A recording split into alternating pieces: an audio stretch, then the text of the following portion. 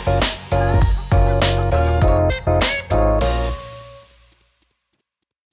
beautiful lady comes zooming in her bullet bike to the college.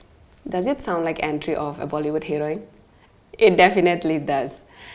Our today's guest, she is an associate professor by job, a passionate writer by hobby, a brand ambassador of Swachh Bharat Abhiyan Arunachal Pradesh, who has many awards to her name, both national and state. Please welcome Mrs. Lelia Arjamua. Hello नमस्कार। Thank you ma'am, आज आप आने के लिए समय निकाल के।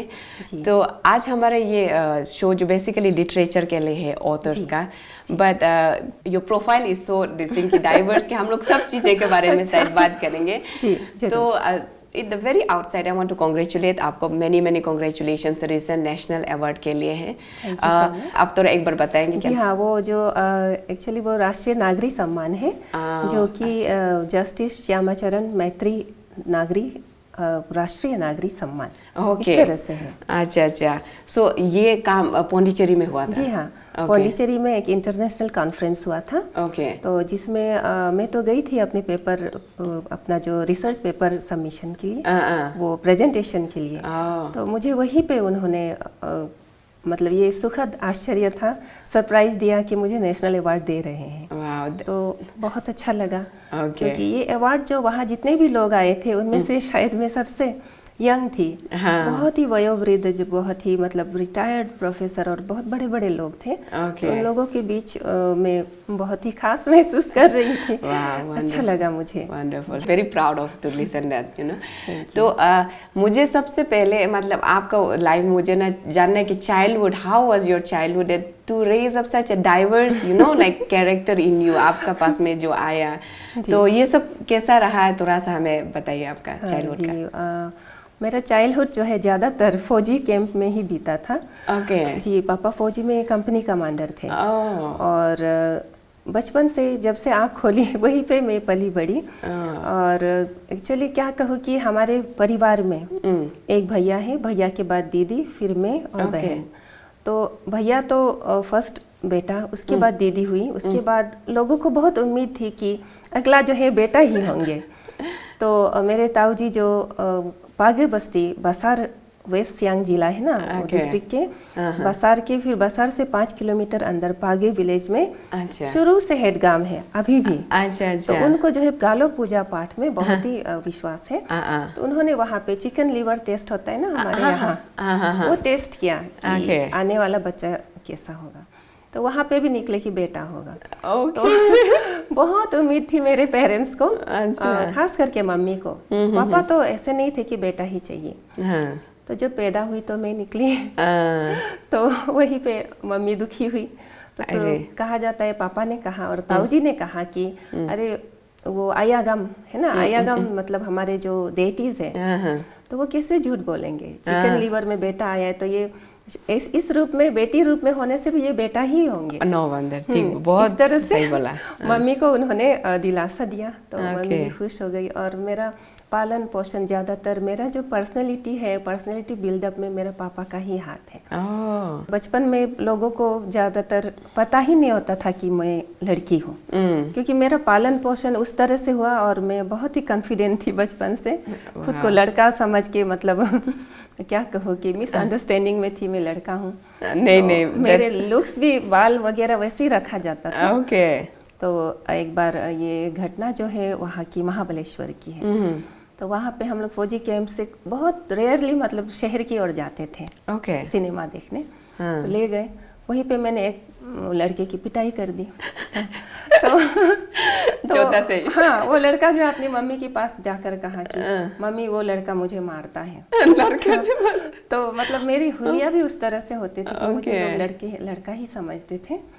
तो बट अभी कमर नाम भी कौन कह सकते हैं कि आप मतलब यू नो लाइक आपको, आपका मम्मी पापा को अभी बहुत, they must be very proud of you, you know like. तो आपका स्टडीज कहाँ पर हुआ बेसिकली? स्टडीज तो यहाँ पर ही हुई, अरुणाचल की ही हुई। यहाँ पे शुरुआत की तो बाहर, जहाँ पे ट्रांसफ़र होता था, क्योंकि पापा का ट्रांसफ़र कई जगह हुए अरुणाचल में, ये सॉरी इंडिया में भी। तो जहाँ पे भी फौज में होते हैं तो फौजी में बहुत जल्दी जल्दी ट्रांसफ़र होता है। तो बहुत जल्दी जल्दी ट्रांसफ़र होते होते होते होते बाद में हम लोग फिर अरुणाचल चले आए। तो इस तरह से लगभग पूरे इंडिया घूमने के बाद अरुणाचल आए। तो यहीं पे फिर मैंने पढ़ाई की और पीजी की पढ़ाई तो यहाँ पे राजीव गांधी विश्वविद्यालय, अरुणाचल यूनिवर्सिटी कहलाते थे तब, यहीं से मैंने पढ़ाई की। That's amazing। तो बहुत अच्छी बात है, आप उसमें पढ़ाई किया और अभी one of the professor from there. तो आपका ये बाइक राइडिंग का शौक कहाँ से आया? एक्चुअली उस ज़माने में पापा के पास बुलेट हुआ करता था। और फौजी में उस ज़माने में कॉमन पीपल के पास बुलेट रेयरली होते थे। तो फौजी में तो बुलेट होता ही था। तो पापा के पास जो बुलेट होते थे उस बुलेट को धोना, साफ करना, पोंछना, मतलब सवार के पॉलिश करके रखना, वो मेरा काम होता था। मुझे बहुत शौक था। तो उसे पॉलिश करते करते मेरे हाथों में चाबी होती थी, मैं धक्का लगा करके खेलती थी। होते होते होते मैंने वहीं पे चलाना सीख लिया। तो जब मेरी हाइट मतलब पैर वहाँ तक पहुँचती थी, ज़मीन तक टच होती थी, तभी मैंने सीख ही लिया। और आपका तो बहुत जल्दी पहुँच गया होगा, आप काफ़ी लंबी चौड़ी है। जी, इवन बिफोर 18 इयर्स लाइसेंस के जी भी। क्लास 7 में मैंने चलाना शुरू किया। No wonder. तो मुझे शुरू में तो हर कोई बोलते थे ऐसा नहीं करना है, फिर बाद में उन लोग देख करके आदत हो ही गए और उस तरह से अभी तक लोगों ने आदत बना ली और मेरी ये आदत भी नहीं छूटी। अच्छा लगता है राइड करते हुए, क्योंकि बहुत गाड़ी के अंदर आप जब घूम रहे हो वो बात अलग है। आप जब बुलेट में घूम रहे हो, हवाएं आपको छू करके जब जाती है आपके हेयर बालों में, गालों को छू करके, तो वो मज़ा ही कुछ और है। आप मतलब एक राइडर से ही आप जान सकते हैं कि कितना मजा है उस बाइक राइडिंग में। नहीं, आई रियली, हमको भी देख के बहुत अच्छा लगता है, हालांकि मैं नहीं कर सकूंगी। आप कर सकेंगी, चलाएंगे आप। And you are mother of 2, आपको लगता ही नहीं देख के ऐसा है बोल के। तो आपको कभी ऐसा जजमेंटल होता है कोई, मतलब ऐसे बोलते हैं कि अरे कैसा है, मतलब कैसा कपड़ा पहनता है, अभी भी बाइक चला के घूमता है? Was there any restrictions from husband side या फिर पेरेंट्स? नहीं, क्योंकि मेरे हस्बैंड खुद ही वो भी राइडर हैं। और एक मजे की बात बताऊं कि मुझे फर्स्ट टाइम उन्होंने बुलेट में ही देखा था और वैसे देखते ही उन्होंने मुझे पसंद किया। तो ये बात कब निकलती है कि उनके दोस्त कभी कभी उन्हें छेड़ते हैं कि सर आपके मैडम के हाथ का खाना हम लोगों को कब खाने मिलेंगे? तो वो बोलता है अरे जिस लड़की को मैंने बुलेट पर घूमते हुए देख करके पसंद किया था वो अब मेरे 2 बच्चों की माँ है, तो मेरे लिए वही काफ़ी है। और एक मजे की बात है कि बेबी होते समय होने के टाइम में जब लेबर पेन हो रहा था, वो झांक करके मेरे पास हाथ पकड़ के मुझे बोले कि एकदम हिम्मत से काम लो, तुम तो बहुत स्ट्रांग हो, चिंता मत करो, और देखो आराम से उंगा हो जाने के बाद, बेबी हो जाने के बाद मैं तुम्हारे लिए गिफ्ट लाऊंगा। और तुम्हारे लिए गिफ्ट क्या है पता है? Brand new bullet. तो डॉक्टर भी खूब हंसे, पहली बार मेरे लेबर रूम में ऐसे कपल है जो एक दूसरे को बाइक हालत में भी बुलेट राइड की कहानी बोल रहे हैं। तो उन्होंने तो वो हमेशा हमें साथ देते हैं। अभी तो बहुत कॉमन हो गया है बुलेट राइड, है ना? अभी तो कॉमन हो गया। तो शुरू में भी लोग ऐसे ही देख करके मुझे कहते थे तुम ऐसे ही बहुत खास दिखती हो। एग्जैक्टली आप स्टैंड आउट करते हैं। इवन पेट्रोल पंप में भी जब मैं गाड़ी लेकर के तेल भरने जाती थी तो पेट्रोल पंप वाले कहते थे मैडम आप बुलेट में ही ज़्यादा अच्छी दिखती हो। तो नहीं, ठीक बोला। हमारे यहाँ सोसाइटी मतलब उतने रिजिड नहीं है जितना हम लोग समझते हैं। एग्जैक्टली मैं भी ये सोचता हूँ। आई रियली फील ब्लेस्ड कि हम लोग जो ट्राइबल सोसाइटी में इतना रिजिड नहीं, जो दूसरा उसमें उनको इतना ये नहीं मिलता। But I am like so happy कि आपका ये सब सुन के अब बहुत अच्छा लगता है। जो हम नहीं कर सकते कोई तो कर रहा है। बुलेट का तो बहुत सारा बात हो गया, आपका राइडिंग का, which we all are like you know, आपसे बहुत इंस्पायर्ड है, देख के बहुत अच्छा लगता है। सो आपका स्टडीज कैसा रहा? हमेशा ये लिटरेचर में रुचि रहा और were you planning to be something else, जो हमेशा डॉक्टर, इंजीनियर पेरेंट्स डिमांड करते हैं? बचपन में मैं सिर्फ नहीं, शायद हर बच्चा होता है कि हर दिन उनका एम्बिशन चेंज होता है। कभी चाहते हैं पुलिस बनो, कभी चाहते हैं डॉक्टर बनो। मैं भी कुछ ऐसी ही थी और पुलिस में तो मुझे बहुत इंटरेस्ट था क्योंकि पापा खुद फौजी थे, मैं भी फौज में जाना चाहती थी, लेकिन बचपन से मेरे हेल्थ कंडीशन थोड़ा ठीक नहीं था। मैंने कहा कि फौजी ही बनना है, तो पापा कहते थे कि हेल्थ प्रॉब्लम की वजह से तुम मुश्किल होगा, तो तुम दूसरा कोई जॉब पकड़ो। तो मैं कहती थी कि मुझे आपकी तरह ही देश के लिए कुछ करना है। तो पापा कहते थे फौजी हो है और अच्छा सिटीजन है, देशभक्त हो, तुम ये जताने के लिए जरूरी नहीं कि तुम फौजी ही बनो, फ्रंट पर ही जाके मोर्चा संभालो, ये जरूरी नहीं। तुम एज ए सिटीजन भी तुम समाज में बहुत कुछ कर सकती हो।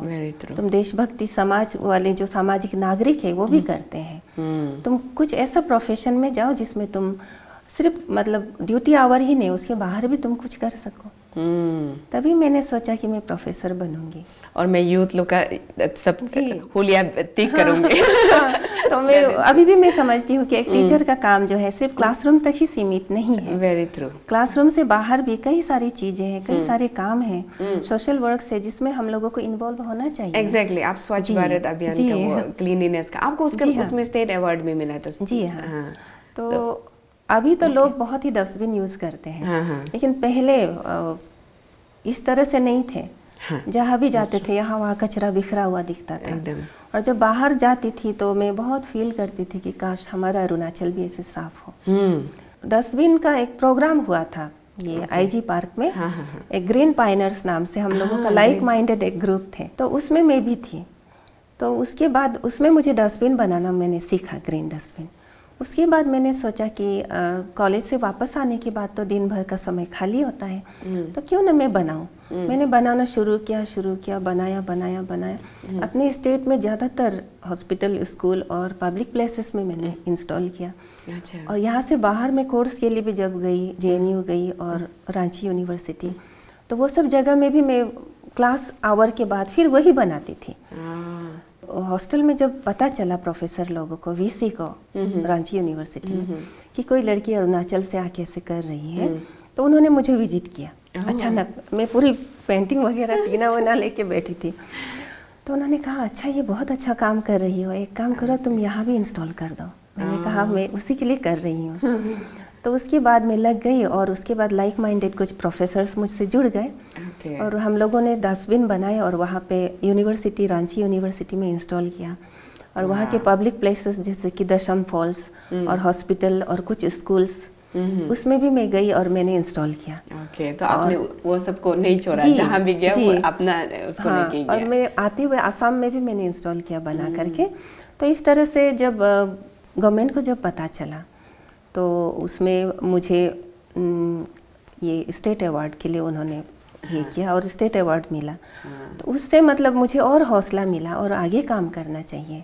तो इस तरह से मैं ग्रुप बना करके 8000 ग्रीन डस्टबिन्स बना करके मैंने इंस्टॉल किया। और वो करते समय में हर बार में लोगों में ये अवेयरनेस भी फैलाती थी कि हम लोगों को डस्टबिन का इस्तेमाल करना है, इधर उधर कचरा नहीं बिखराना है।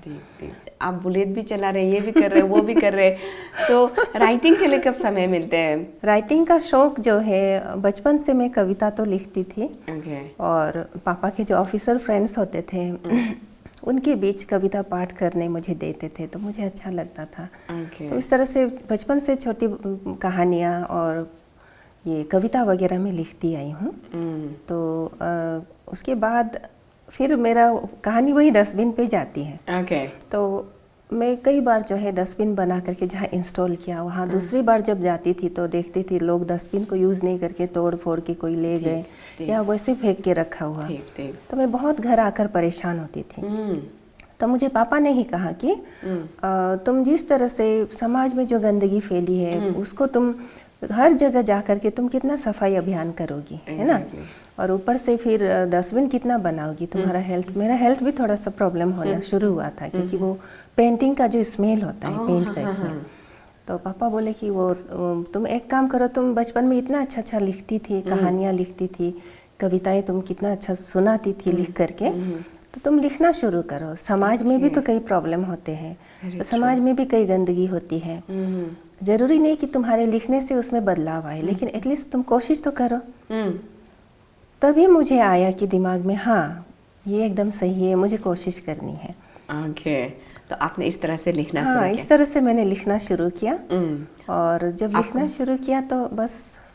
तो आपका फर्स्ट बुक उस रात की सुबह जी, वो आपने कैसा सोचा उसका बारे में लिखे, और कितना समय लगा एक्चुअली बेसिकली उसको प्रिपेयर होने के लिए, बुक में लाने के लिए? जी, एक्चुअली फर्स्ट बुक कहूँ तो मेरी कविता का एक छोटी सी पुस्तिका के तौर पर पहल नाम से मैंने जो कविता लिखी थी बचपन से, जितनी कविताएं, उसको छोटी सी पुस्तिका के रूप में पापा ने छपवाया था। तो वो उसकी ज़्यादा प्रति नहीं थी, 20-25 ही प्रतियाँ थी, कॉपी 20-25 कॉपीज। तो वो उन्होंने अपने दोस्तों में बांट दी और मेरे पास 1-2 थी, लेकिन फिर स्कूल जमाने से वो तब की बात थी। तो वो अब बदकिस्मती से मेरे पास एक भी कॉपी नहीं है।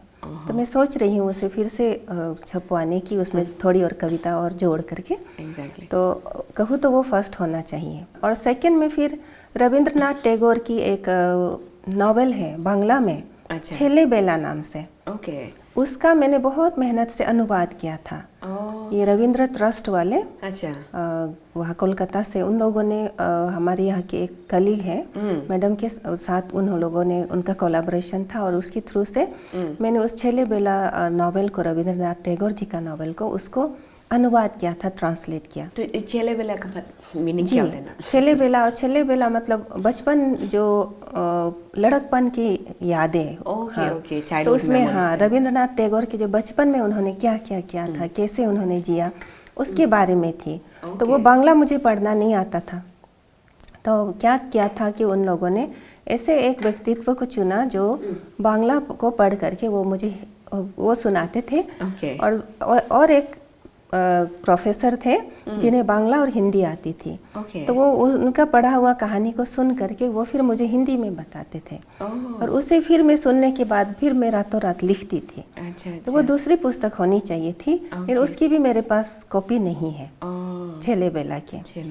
तो उसके बाद जब हिंदी में मैंने जो लिखना शुरू किया, उसमें पहले मेरी आई उस रात की सुबह नाम से उपन्यास विधा पर। तो मैंने शुरुआत ही मैंने उपन्यास, आप समझ लीजिए कि जो फिलहाल जो मेरे पास है पुस्तक वो उपन्यास है उस रात की सुबह। ये अरुणाचल प्रदेश की पृष्ठभूमि में नारी संवेदनाओं पर एक सामाजिक उपन्यास। That is great. मुझे ये आपका इमेज भी देख के काफी इंटरेस्टिंग लगा। We could show it to the camera. जी, ये है। तो ये आपने क्या सोच के बनाया? Cover looks very interesting.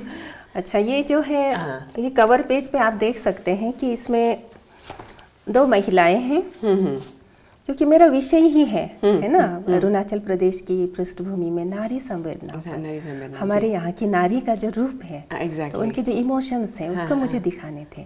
तो इसमें आप देखिए, इसमें 2 महिलाएं हैं। ये लोग शाम को खेत से लौट रही हैं। और दिन भर तो उन्होंने खेत में काम किया ही।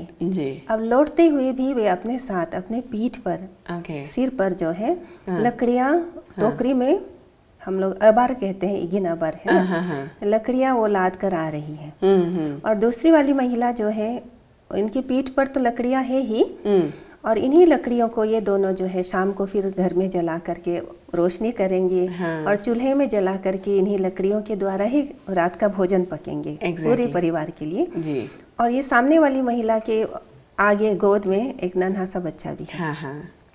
तो ये यही दर्शाती है कि अपने घर परिवार सब कुछ बागडोर संभाल तो रही है ही, और ये बेबी के तौर पर जो आने वाली पीढ़ी है, जो आने वाली नई जनरेशन है, उसको भी हमारी अरुणाचली महिलाएं संभालती है।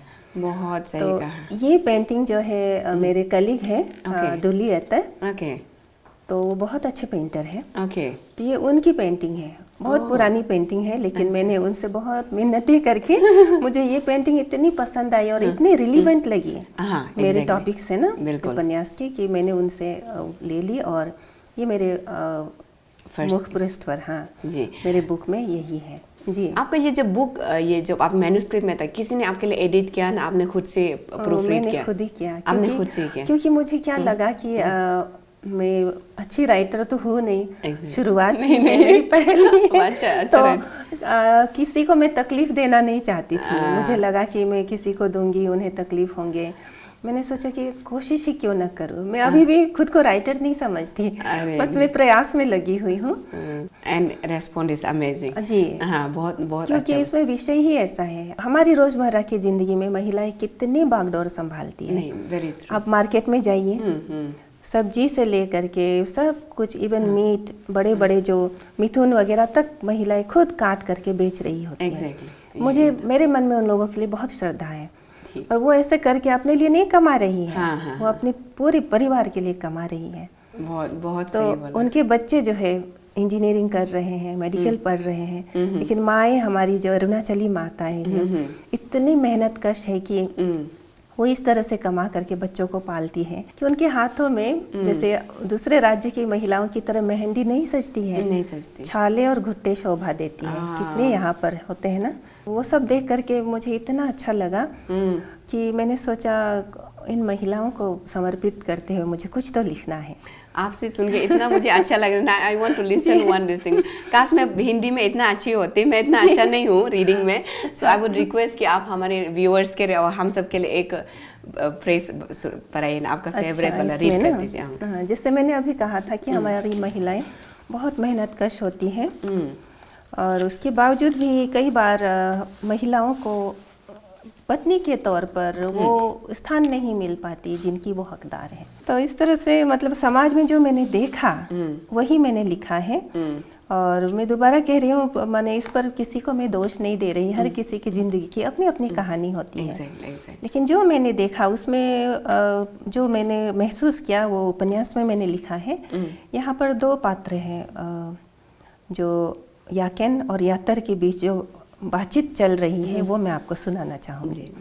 इसमें क्या होता है कि जो कहानी का जो हीरो है वो उनकी पहली पत्नी होते हुए उन्होंने दूसरी निभा लाए। दूसरी लाए, दूसरी के बाद वो अब तीसरी लाने का वो उसका प्लानिंग है। तो उसने पहली जो वो तो ऐसी पड़ी हुई थी घर में, तो दूसरी जो वो बगावत कर उतरती है। और दूसरी उसने क्या कहा कि वो पहली को वो बोल रहे हैं कि चलिए दीदी हम दोनों मिल करके वो जो तीसरी लाने वाले हैं उसकी पिटाई करते हैं, और उन्हें इस तरह से हम लोग सताते हैं कि वो हमारे घर में दखल न दे। तो इस पर वो पहली वाली क्या कहती है उसके बारे में मैं ये वही संदर्भ है जो आपको सुनाना चाहूँगी। पहली वाली का नाम जो है याकेन है, और जो दूसरी वाली जो शिकायत लेकर आई है वो यातर है। तो पहली वाली पूछती है, बहुत तकलीफ हो रही है ना तुम्हें? याकेन ने उनकी आंखों में झांका और पूछा, और तुमने जो मेरा घर तोड़ा उसका क्या? मेरी गृहस्थी उजाड़ी उसका क्या? और तुमने जो अवैध रूप से मेरे सारे अधिकार छीन लिया उसका क्या? वर्षों पहले इसी तरह मैं भी रोई गिड़गिड़ाई, और अब जब तुम इस घर में मेरी जगह मेरा स्थान छीनने आई थी, तब मेरे ही पति मेरे ही बच्चों के पिता ने मुझे चेतावनी दी थी कि अधिक विरोध करोगी तो तुम्हें इस घर से निकाल दिया जाएगा। मेरे गोद में दूध मुहा बच्चा ताई समेत छोटे छोटे मेरे 5 बच्चों से मुझे वंचित कर दिया जाएगा। यहाँ तक कि मुझे अपने ही बच्चों से कभी मिलने नहीं दिया जाएगा। उस समय मुझे जो दर्द हुआ, उस दर्द को क्या तुम अब महसूस कर रही हो? तुम्हें अच्छा लग रहा है?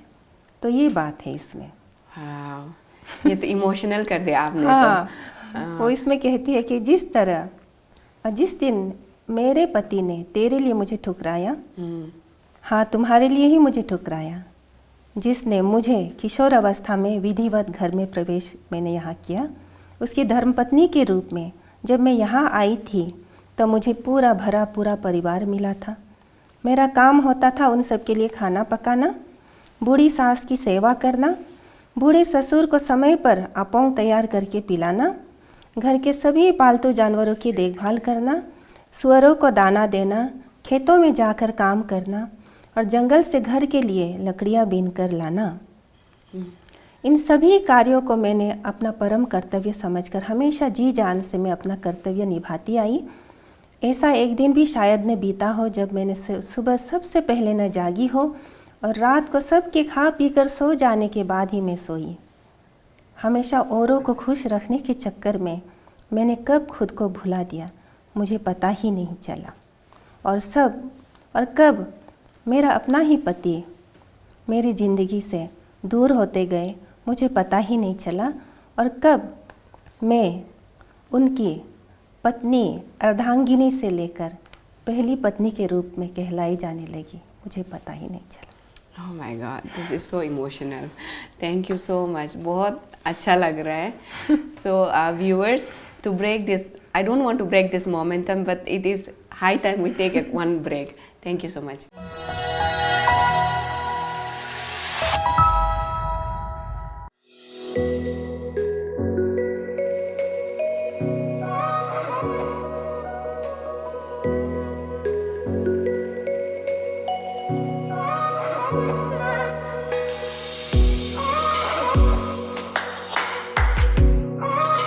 अरुणाचल का पहला ग्रोसरी डिलीवरी ऐप दुकान दादा के जरिए आप घर बैठे ग्रोसरी जैसे अन्य दैनिक आवश्यक वस्तुएं ऑर्डर कर सकते हैं। ऑर्डर करने के लिए आप गूगल प्ले स्टोर और एप्पल स्टोर से दुकान दादा ऐप डाउनलोड करें। Payment COD cards online banking के माध्यम से करें। दुकान दादा की सर्विसेज ईटानगर, नाहरलगुन, दोईमुख तथा निर्जली में उपलब्ध है। फर्स्ट टाइम किया था ऑर्डर, अच्छे से आया, हमने सोचा था आएगा बोलकर फर्स्ट में। तो हम लोग को सामान एसेंशियल ग्रोसरीज जो भी चाहिए था हमको हमारे घर पे ही मिल गया, तो उससे हम लोग अपना घर पे थोड़ा सेफ भी रह सका है। दुकान दादा, हाँ ये ऐप्स अच्छा है, क्योंकि इससे हम लोग का मतलब जो हाउस होल्ड आइटम्स है ऑलमोस्ट एवरीथिंग हम लोग को मिल ही जाता है। जैसे आपका ग्रोसरी, उसके बाद वेजिटेबल्स, इवन मीट, ये सब भी मिल जाए। इसमें जो सामान है और उसका जो वैरायटी है और ज़्यादा लेके आए, डोर टू डोर सर्विस दे रहा है, इसलिए हम दुकान दादा को थैंक्स बोलना चाहेगा। I would recommend everyone out there at the home, please buy all the stock from दुकान दादा. You will get all the essential commodities from there. Thank you. ये बहुत अच्छा काम कर रहा है दुकान दादा, और ऑलरेडी हमने पूरा अपना फ्रेंड्स को रेकमेंड कर चुका है, फ्रेंड्स, फैमिली, रिलेटिव्स सबको रेकमेंड कर चुका है, तो बहुत अच्छा काम कर रहा है। Well done, well done.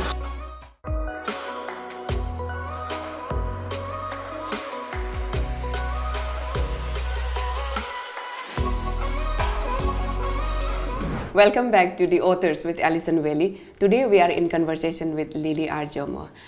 Before break we were listening to her various बहुत सारा कहानी और उनका जर्नी को सुना.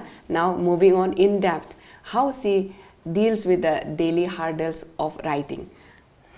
तो आपने जैसे आपका फर्स्ट बुक के बारे में बताया, तो उसको शेप लाने में, जैसे आपने बोला आपने खुद एडिट किया, and then after that moving on with the next book, आपने आपका शायद कथम बोल के साथ है, तो ये सब को आप लिखने के लिए जो इमोशनल ब्रेकडाउन और जो हार्डल्स होते हैं उसको कैसे डील करते हैं? स्पेशली बोलते हैं कि राइटर्स लोग का जो है राइटिंग ब्लॉक का, तो उसको आप कैसे डील करते हैं कि आफ्टर रीचिंग सर्टेन टाइम में कुछ आइडियाज़ नहीं आ रहे या फिर ऐसा कुछ होता है? आपने जो सवाल किया, आपने बहुत सारे सवाल एक साथ किया, शायद मैं बाकी भूल भी जाऊं, लेकिन वो राइटर्स ब्लॉक के बारे में जो आपने कहा है ना, कई बार के दिमाग ऐसा बैठ जाता है कि आगे क्या लिखूं, आगे क्या लिखूं। होता है ऐसा हमारे साथ भी, खास करके मेरे जो उपन्यास उस रात की सुबह लिखते समय मुझे इस तरह से हुआ था। मैंने जो नायिका जो यापी को मैंने उपन्यास के अंत में मैंने दिखाया, शुरू में मैंने लिखा था कि उसने आत्महत्या किया, सुसाइड कर लिया। फिर मैं रात भर सोचती रही वो आत्महत्या क्यों करेंगी? एक अरुणाचली महिला जो इतनी स्ट्रांग होती है तो वो आत्महत्या नहीं करेंगी। मैंने खुद को समझाया, क्योंकि स्टोरी लाइन के अनुसार तो वैसे ही मैंने लिखा था। फिर मुझे लगा कि नहीं, ये गलत है, क्योंकि एक तरफ अरुणाचली महिला इतनी स्ट्रांग है। मैंने कहा कि उनके हाथों में मेहंदी नहीं सजते बल्कि छाले और घुट्टे शोभा देती हैं, तो ये छाले और घुट्टे ले करके काम करने वाली महिलाएं क्यों आत्महत्या करेंगे? फिर उधेड़-बुन में लगी, नहीं कहानी की मांग तो यही है। फिर मैंने सोचा कहानी जब मैंने लिखी है तो मैं बदल भी तो सकती हूँ। बहुत सही बोला। और एक सुबह फिर से मैंने जो लिखा था वो डिलीट करके मैंने दोबारा लिखा। फिर उस सुबह की उस रात की सुबह की जो लास्ट वाली पोर्शन है, अंतिम, उसमें मैंने ऐसी उम्मीद जगाई कि समाज में यापी जैसे जो दुखियारी है उनका साथ देने वाले अच्छे लोग भी हैं समाज में। Exactly. हर मर्द बुरा नहीं होता है, नहीं होता। एक दो जो मर्द जो किया उसको लेकर के हम लोग हर मर्द को हम लोग टैग क्यों लगा दे कि मर्द ऐसे ही होते हैं, ऐसे नहीं है। अच्छे लोग भी हैं जो साथ देते हैं, समाज में एक सकारात्मक बदलाव, एक अच्छी चीज़, एक पॉजिटिविटी लाना चाहते हैं। बिल्कुल, बिल्कुल। तो उसी समय मैंने तामार जो कैरेक्टर है अच्छा, उनको उनका Introduce जो किया। उनको हाँ अंत में वो सामने आ जाते हैं।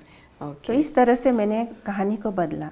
ओके, हाँ, तो थोड़ा सा मेरे भी ब्लॉक हुआ था उस समय। ओके। तो आप लेकिन ऐसे डील करते हैं हाँ, कि आप खुद को ही जी, कि मैंने सोचा कहानी जब मैंने खुद लिखा है तो मैं अंत को तो लास्ट को मुझे बदलना भी मेरा ही ड्यूटी है। एग्जैक्टली। तो मैंने उसे बदल दी। उसका बाद में आपने लिखा कथम। जी, तो कथम इज हाउ रिलेटेड टू, आपको कैसा फिर ये आइडिया है उसका बारे में? एक्चुअली कातम जो है ये अरुणाचल प्रदेश की जनजातियों की जो लोक कथाएं हैं, फोक टेल्स हैं। अच्छा, तो ये कातम का अर्थ ही होता है कि राह दिखाने वाला, ओके, मतलब पथ प्रदर्शन। पथ प्रदर्शन, ओके। तो मुझे क्या लगा कि मेरे लिए भी, मेरे जो हमारे बड़े बूढ़े होते हैं उन लोग बोलते हैं तुम लोग इतने आधुनिक रंग में रंग गए हो, इतने मॉडर्न हो गए आजकल के बच्चे।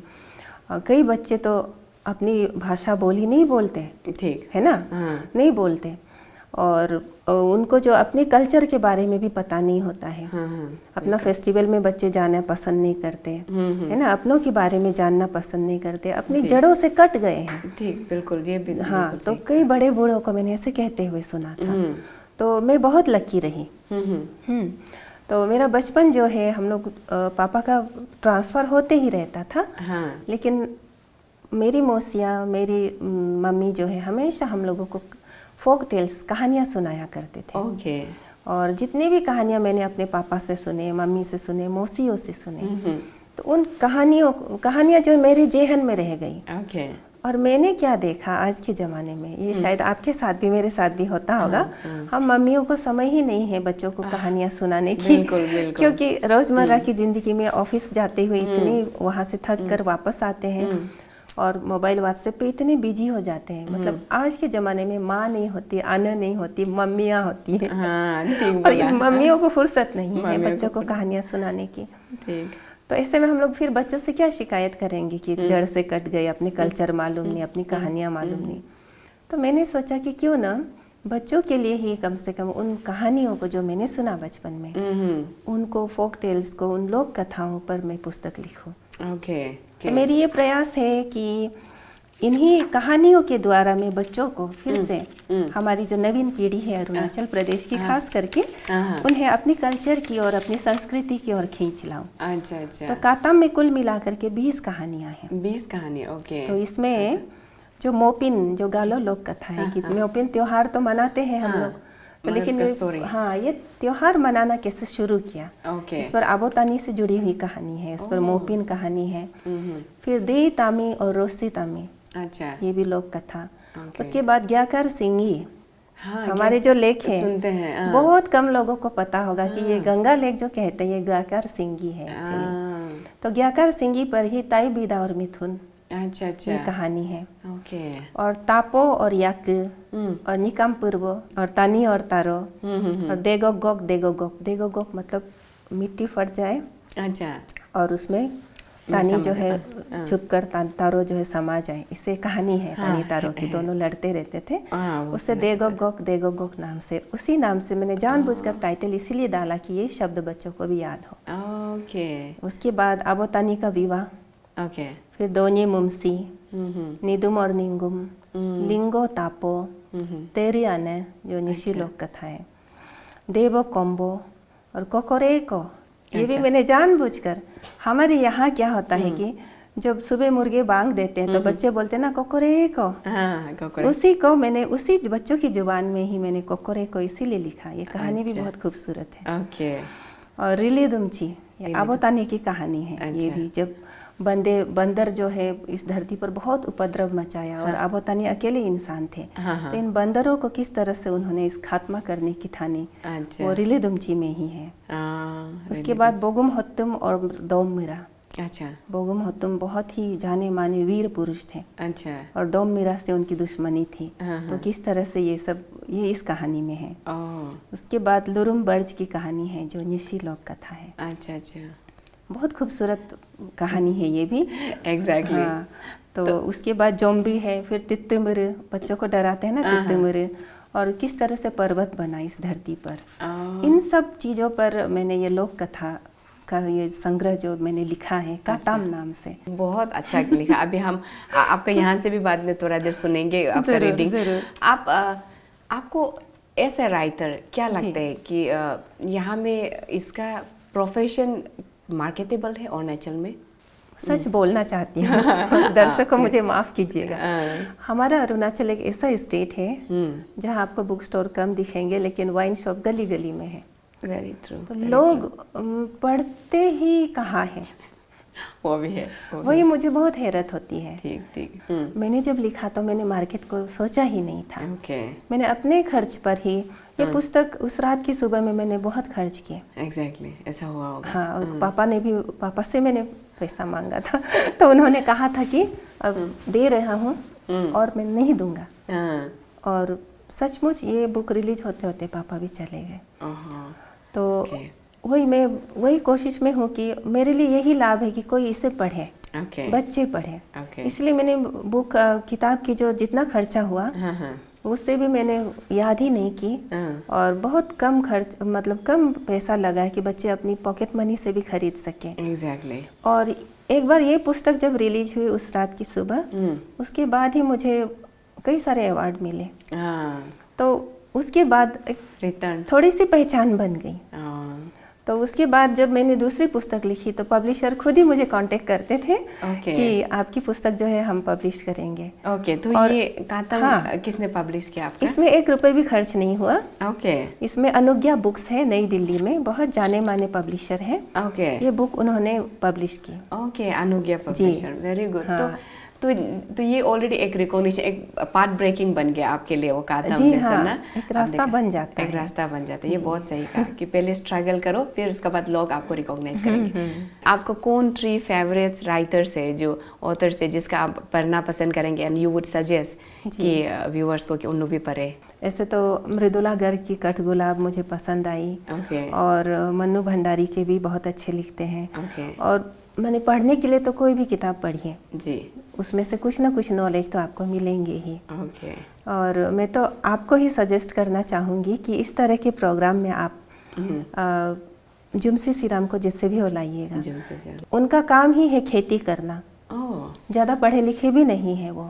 लेकिन उन्होंने उपन्यास भी लिखे जी, और वो हिंदी में लिखा, और किस तरह से खेती में काम करके स्ट्रगल करके उन्होंने लिखा। ये बहुत ही बहुत ही अच्छी बात है, बहुत ही पॉजिटिव चीज़ है।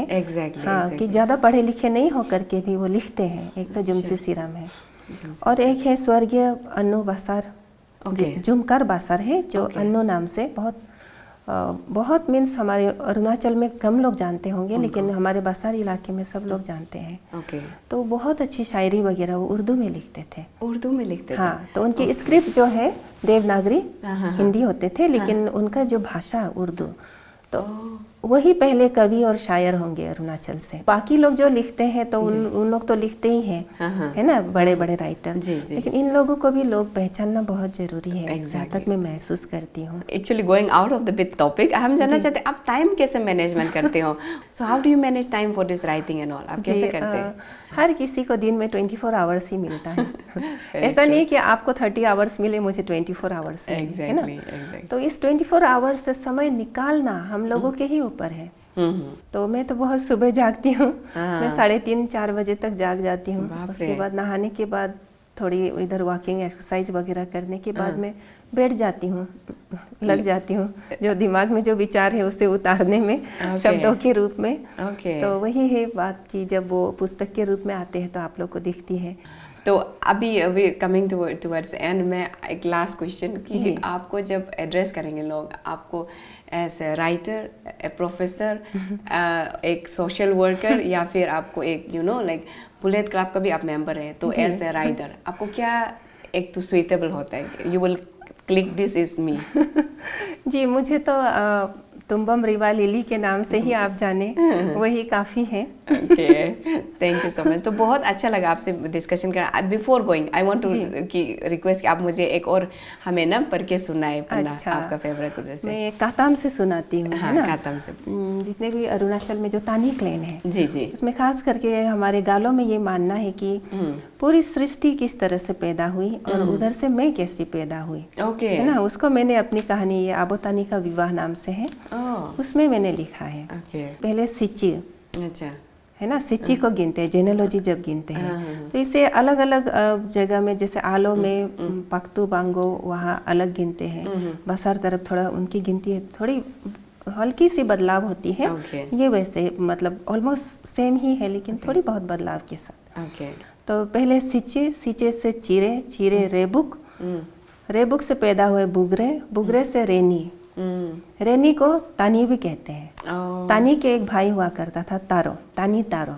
रेनी से आए नीतो, नीतो से तोपो, तोपो से पोन, पोन से नौर पैदा हुए, नौर से उर्ची, उर्ची से चिकार, चिकार से कारको। आपने कारको आओ एसोसिएशन ये सब सुना होगा। हाँ, सुना। कारको से फिर पैदा हुए कोरे, कोरे से रिबा निकले, रीबा से फिर आए बाके, बाके से केचा, केचा से चानी, चानी से नीरो, नीरो से रोग, रोग के बेटे हुए गतु, गतु से तुमार हुए, तुमार के 2 बेटे थे मार्तो मार्मिक, जिससे मैं मार्मिक की संतान हूँ। मार्मिक से आए मिक्कर, मिक्कर से कारग, कारग से गन्या, गन्या से न्यातुम, न्यातुम से मैं आई तुम्बम रीबा। तो इसी तरह से हमारी जो अस्तित्व है, हम लोग कैसे पैदा हुए, हमारे पूर्वज तक बड़े बूढ़े गिन सकते हैं। अच्छा अच्छा अच्छा। तो इसी चीज को मैंने अपनी आबोतानी की कहानी, जो आबोतानी का विवाह नाम से कहानी है, जी जी, इसमें मैंने लिखा कि संसार में सृष्टि की जब आरंभ हुई थी जी, तो सिची, सिची से पैदा हुए चीरे, चीरे से पैदा हुए रेबुक, रेबुक से बुगरे, बुगरे से रेनी यानी कि तानी, जो आबोतानी के नाम से मशहूर है जी। और आबोतानी ही हमारे आदिम मानव और पूर्वज है। इसमें कोई मतभेद नहीं। और उन दिनों आबोतानी ही इस दुनिया में अकेले इंसान थे। उनके अलावा इस दुनिया में न कोई पुरुष थे न कोई स्त्री थे। तो जबकि आबोतानी इस अकेलेपन से ऊब गए थे, इतना ऊब गए कि वो विवाह करना चाहते थे जी, विवाह करना चाहते थे लेकिन कोई कन्या नहीं मिली। तो दुल्हन की तलाश में आबोतानी इधर उधर भटक रहे थे जी। तो चलते चलते उसे एक तालाब दिखाई दिया जहाँ कई सारी सुंदर सुंदर मछलियाँ तैर रही थी, जिसे देखकर आबोतानी के मन ललचाया और वो सोचने लगे क्यों ना इनमें से किसी एक से शादी कर लूं। आबोतानी ने तुरंत एक मछली का रूप धारण कर लिया, मतलब उनके पास ऐसी शक्ति थी जी। और मछलियों को लुभाने के लिए उनके बीच तालाब में उतरकर तैरने लगे। उन्होंने मछलियों से दोस्ती करने की खूब कोशिश की और सुंदर सुंदर मछलियों के आसपास डुबकी लगा लगा कर उन्हें आकर्षित करने का प्रयास करने लगे। और इसके आगे उन मछलियों को वो लुभा पाए या नहीं, आप पुस्तक में ही पढ़िएगा। तो इस तरह की कहानी है, बहुत अच्छा है कि बच्चे भी जान जाए जिनको पता नहीं है कि किस तरह से इंसान शुरू हुआ था। अच्छा, मैं ये इसका कवर्स को स्किप कर गई। हाँ ये जी हाँ, आप पता नहीं वो मैंने जी हाँ जी लेडी है, इनका आपको कैसा कवर में फिर? अच्छा, ये जो है पेंटिंग एक्चुअली मुख्य पृष्ठ पर मैं अपनी नानी की तस्वीर लगाना चाहती थी, या तो नानी की या दादी की। तो मेरी नानी तो बचपन में गुजर गए और दादी का भी मेरे पास एक भी तस्वीर नहीं। जो ब्लैक एंड वाइट थी उसे भी बनाना बहुत मुश्किल हो रहा था। तो तभी मेरे एक स्टूडेंट लिगांग अगस्त नाम से बहुत बेहतरीन पेंटिंग बनाते हैं। तो मुझे मेरे कलीग दुली अता सर ने सुझाया कि लिगांग के पास कुछ पेंटिंग है, तुम देख लो। तो जब लिगांग अगस्त के पास में गई तो उन्होंने जो ही ये पेंटिंग दिखाई आमा आना की, आपतानी आना की, मुझे इसी पिक्चर से ही मुझे प्रेम हो गया। मुझे लगा कि मैं अपनी नानी को देख रही हूँ। तो उनसे मैंने इजाज़त ली और ये तस्वीर एक्चुअली दुयो यामी जी की है, जिनके जो कहा जाता है कि आपतानी ट्राइब में अभी वो नोज प्लग अभी वो ट्रेडिशन में नहीं है, लेकिन इनकी जो है मतलब तो ये बहुत खूबसूरत तस्वीर है जी हाँ, लास्ट जनरेशन। तो बहुत खूबसूरत मुझे लगी और इन्हें ही मैंने मानो अपनी नानी मान ली और इस पर कवर पेज में मैंने इनकी ही तस्वीर को लगाया। बहुत सुंदर है। तो इसके लिए मैं बहुत ही शुक्रगुजार हूँ लिगांग अगस्त की, और आपके चैनल के द्वारा मैं अपने स्टूडेंट लिगांग अगस्त को हार्दिक बधाई देती हूँ कि, और मेरी जो दिली तमन्ना है, बहुत सारी ढेर सारी शुभकामनाएं हैं लिगांग अगस्त के लिए कि तुम बहुत आगे बढ़ो, इस तरह से खूबसूरत पेंटिंग्स बनाओ। So viewers, I hope you all enjoyed the conversation with Tumbom Rivalili as much as I did. Keep following the space for news and more. Paya Lingcho. Through pictures, my intention was to tell a very serious story of our community. Yes. Not only of the Nisi community, of the entire Tani community. The place where rivers meet. There is a place called Bamboo Sele, where the rivers of the earth come together. I curse the human responsible for the death of my husband and children. May he suffer our fate sevenfold. By the spirit of the forest, I wish that no children should follow him into this world. May he die a painful and lonely death.